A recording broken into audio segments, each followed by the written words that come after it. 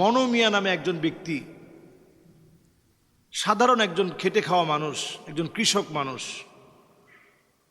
2980টা কবর এই পর্যন্ত তিনি নিজ হাতে খুঁড়েছে এবং কবর খোঁড়ার ইঞ্জিনিয়ার ওনাকে উপাধি দেওয়া হয়েছে। উনি যখনই একটা ঘোড়াতে করে চড়ে যখন একটু এগিয়ে যেতে থাকেন, ঘোড়ায় চড়ে যখন তিনি যাচ্ছেন, সবাই বুঝে ফেলে যে মনো মিয়া যাচ্ছে এখন নতুন কোনো কবর খোঁড়া হবে। আমরা এমন স্বার্থপর এই পৃথিবীর মানুষ, আমরা ভুলে যাই যে আমাদের একজন আত্মীয় স্বজন মারা গিয়েছে। মনো মিয়া এমন একজন ব্যক্তি 2980টা কবর খুঁড়েছে, প্রত্যেকের নাম, ঠিকানা, নাম্বার,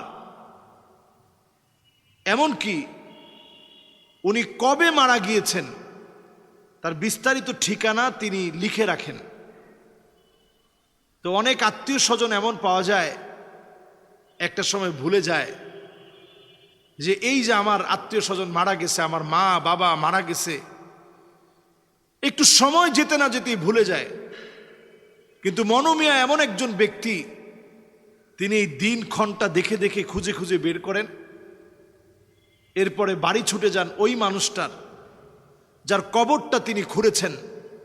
2980 জন ব্যক্তির কবর খোঁড়াই মনো মিয়া মানুষের বাড়ি বাড়ি গিয়ে যে মানুষগুলোর কবর খুঁড়েছেন তাদের বাড়িতে গিয়ে একটু খোঁজ খবর নেন, ওই লোকটার জন্য একটু দোয়া করে আসেন।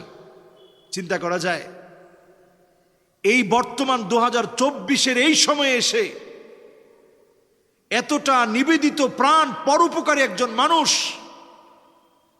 নিজেকে মানুষের জন্য সঁপে দিয়েছে, আরেকজনের জন্য নিজেকে সঁপে দিয়েছে। নিজে কষ্ট করে কবর খনন করে আবার তাদের নাম ঠিকানা লিখে রেখে ওই বাড়ি বাড়ি ঘোড়া নিয়ে ছুটেন এবং গিয়ে তাদের খবর নেন।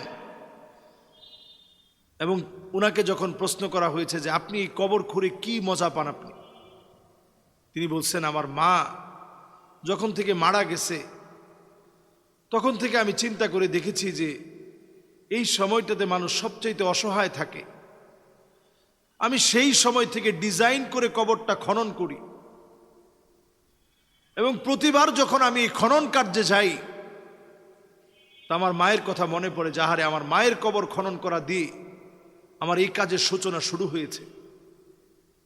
দেখুন, একটা কবর খননকে কেন্দ্র করেও একজন সাধারণ মানুষ সে তার মাকে স্মরণে রাখছে, আর আমরা সন্তান, ছেলে মেয়ে, সম্পত্তি ভোগ করছি।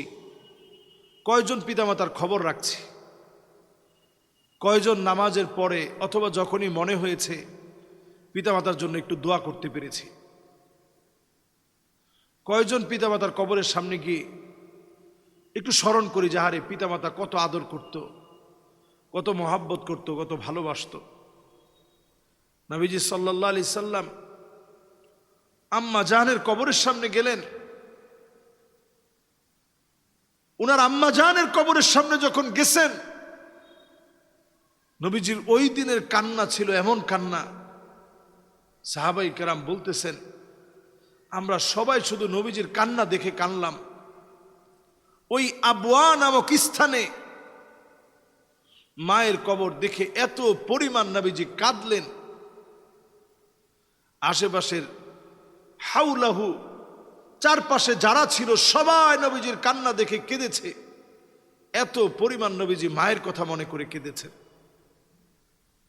আমরা মাকে পেয়েছি, বাপকে পেয়েছি, যাদের মা বাপ চলে গেছে একটুখানি দোয়া করেন পিতামাতার জন্য।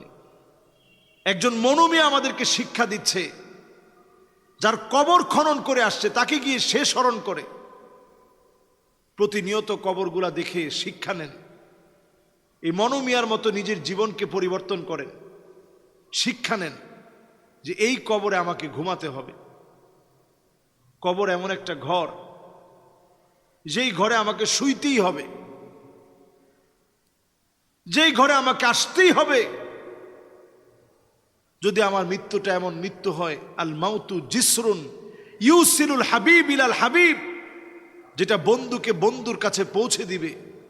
আমরা যেন এমন মরণ পাই, এই জন্য আল্লাহর কাছে প্রত্যাশা করেন।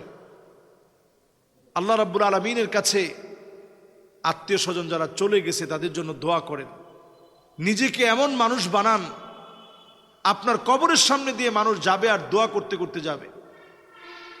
নিজেকে এমন মানুষ বানান, আপনার মৃত্যুর পরে মানুষ বলবে ইয়া লাইতানি মাকানা, ও আমার আল্লাহ, যদি এই কবরে আমিও শুয়ে যেতে পারতাম, এই কবরে যদি আমিও শুয়ে যেতে পারতাম, এই কবরে যদি আমিও ঘুমিয়ে যেতে পারতাম, আমি কত সৌভাগ্যবান হতাম।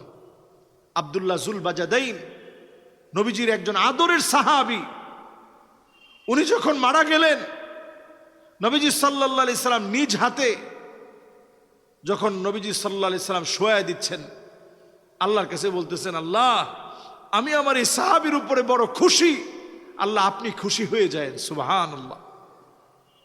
যখনই বলা হয়েছে আল্লাহ আমি খুশি, আপনি খুশি হয়ে যান, আবু বকর বলতেছে হারে এই কবরে যদি আমি থাকতে পারতাম, ওমর বলতেছে হারে এই কবরে যদি আমি ঘুমাইতে পারতাম, রাসূল যদি বলতো আল্লাহ আমি খুশি, আপনি খুশি হয়ে যান। সুবহানাল্লাহ বিহামদি।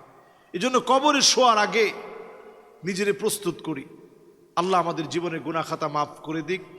আমাদের দেশে এই জাতীয় মানুষকে হাইলাইটস করা হয় না, এই জাতীয় মানুষ প্রশংসিত হোক, এদেরকে অ্যাওয়ার্ড দেওয়া হোক, এদেরকে জাতি চিনে রাখুক, স্মরণ করুক, এই মানুষগুলাকে পরিচিত করিয়ে দেওয়া দরকার।